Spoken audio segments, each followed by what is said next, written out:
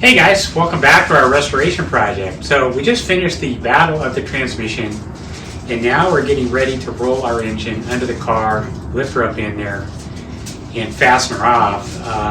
Since I brought it out here yesterday, I've gone through all the throttle linkage and also secured our oil line. So there are some fittings on our oil lines that I've referenced off of some old factory photographs to secure this. I haven't seen any other photography on this or any other images online, but we'll take a look at that, see how I secured it, so hopefully that's going to work out for us.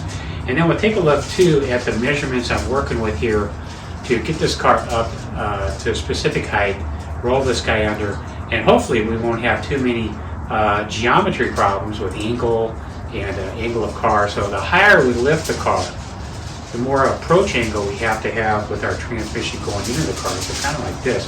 The more even we are here, in theory, the better we're going to slide in. We should just lift the transmission slightly on the nose, slide it in, and then bring the back end of the engine up. So that's all theoretical according to our jack and cradle and how it lifts and the angle it's going to put on it as it's coming up. Anyhow, I've got it jacked up to about 3 to 4 inches from the back wheels off of the ground, then pulled those wheels off of there. And that's the height we are here. So let's start by measuring this here, and then we'll take a look at some of the work I did on here, and we'll get started. So first let's have a look at our lifting points here. So I'm just up high enough to pull those wheels off the back, and front wheels are on the ground up against the blocks. This is going to be our securing points to the body. Okay, so we're right at about 29.5 inches of clearance as we come in. Down here, we're about 23 inches. So by removing this rear section here, we pick up about 6.5 inches. The downside to that is going to be these fasteners right here. Got one on each side. When I pulled the engine out of here, it did not have the muffler attached to the rear of the engine, and that muffler takes that space up in there. So that could be a little bit of a challenge when we start lifting it back up in there. We may not be able to get to those fasteners. So if that's the case, what we might have to do is get the engine in there as best we can, lower the engine to some degree, just so we can clear and get a wrench and a socket in there. As you can see on this side, our speed nut here, by the time you tuck that muffler in there, that could be a really tough thing to try and get placed after it's all permanently fastened in. So and then I've hooked up and installed all our throttle linkage and balanced everything out as best I can. It's really a lot easier to do here on the ground when you're hooking it all up with the transmission. You can really see and test everything quite easily in this position. So this is going to be good for an initial startup. I'm sure we'll have some refinement to do once we get started and start adjusting our timing and carburation. We'll have to dial in our linkage a little bit better. But for an initial startup, I think we'll be in pretty good shape from here. And I have installed some oil line hose clamps. I've got 3 of them on there. And I'm positioning them and referencing that from an old original factory photograph. Let's take a look at that one more time, as I've used it quite a bit for reference in putting this engine back together, and it shows the location that they actually had something there. Other than that picture, I have not seen anything else online or any other photography that shows these or talks about these in any way. And looking at it from this side, so right down here they had another one, but if you look at the factory photograph, it almost looks like they came off of here with some kind of extension bracket, and it settled in this area here. So I'm not really sure if this is all going to work out. I'll find out more when we get the engine tucked in there. With Porsche, everything's so tight, I mean, it could run into shock absorbers or body or something, who knows.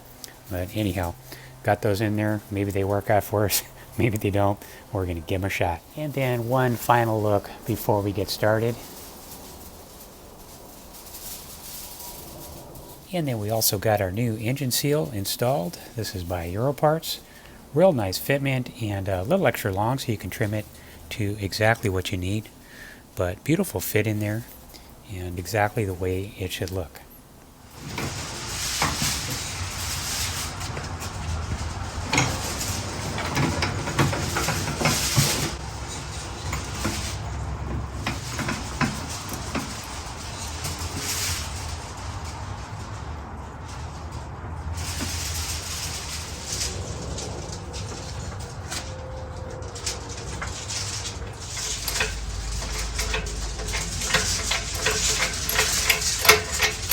Okay, let's take a look here and see what our approach angle is looking like. So not too severe, but bare minimum to get the job done. And then I have taped up the front of the shifter coupling to be straight so that we can go in. Hopefully I can leave that on there because it's a lot easier to put on outside of the car than to try and wrestle with that behind the seat. But anyhow, if we can continue to slide in, we should be all right. And then from back here, everything looks to be a straight shot. And you can see we're still close to the body, but have a good inch of clearance to play with there. So we're going to slide in a little bit further and start leveling her out.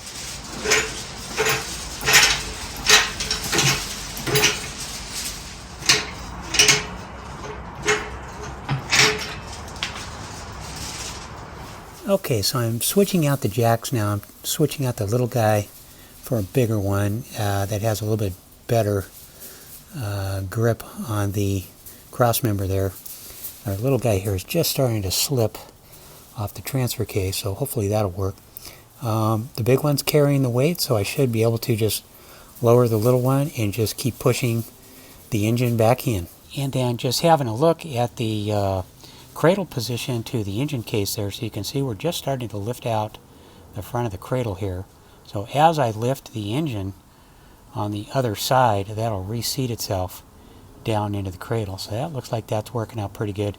That would be max. It would be lifted out from our cradle. And then from back here, we're pretty good with our clearance still and real stable as we're going in, even though we are slightly out of the cradle in the front. In the rear here, we have the lip on the back side of the cradle, which is stopping the engine from sliding towards the jack handle. So I'm just going to keep on pushing as I go in. I'm going to start raising, and everything should correct itself and get a lot easier as we straighten out. And then looking at it from the inside of the car, you can see we're right on target. We should be able to just slide right on through there. Let's go ahead and slide it in a little bit further.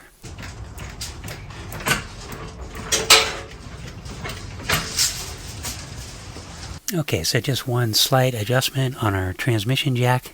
So now we are inside.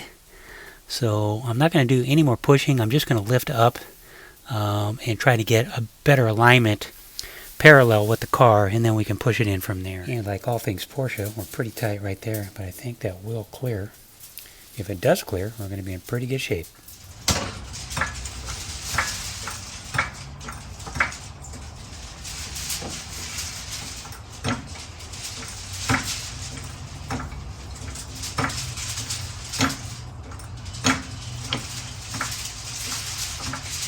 Okay, so we're going to just pause right there, and then I'm just going to take a look around and make sure all our lines coming through the tunnel and routing in and around our transmission cross member are where they need to be. Let me clear the area before we go any farther. Okay, so then there's definitely some things to consider before we go any higher.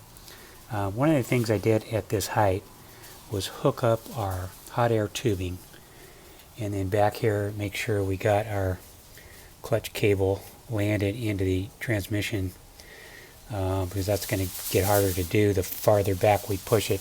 I could barely get that flexing in there as it was, and we can hook it up and adjust it later, but I think it'd be easier at this point.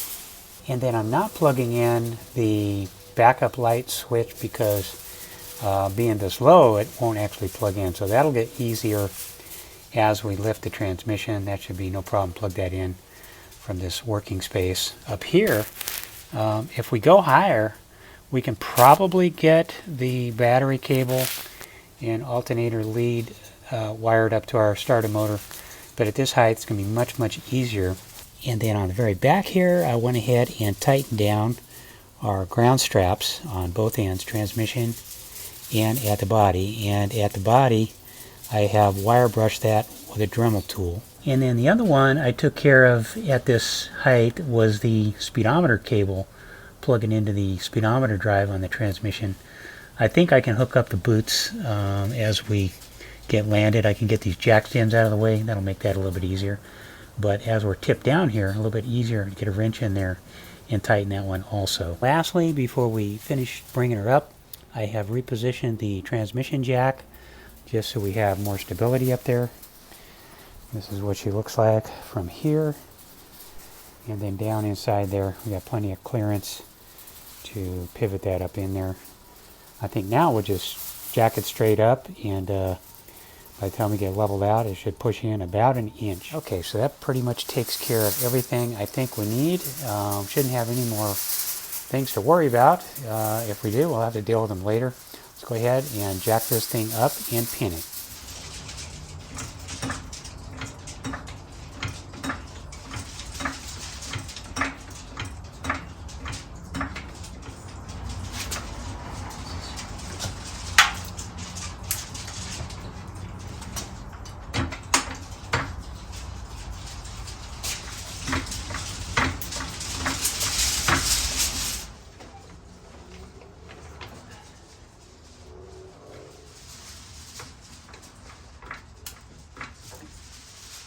And then taking a break right before we land in the rear there, in as far as we need to be here. Okay, so with all things Porsche, one step forward, two steps back. We weren't able to get this panel in with the engine seated and fastened, so just need to lower it, put those two fasteners in from the inside, and then raise it back up, and we should be fine. Very little clearance to work with in there, but there'll be no way you can get that panel on if you tried to do this after the fact. And you can see from the top side you can get to the fasteners, but once that's drawn up, there's no way to get in there.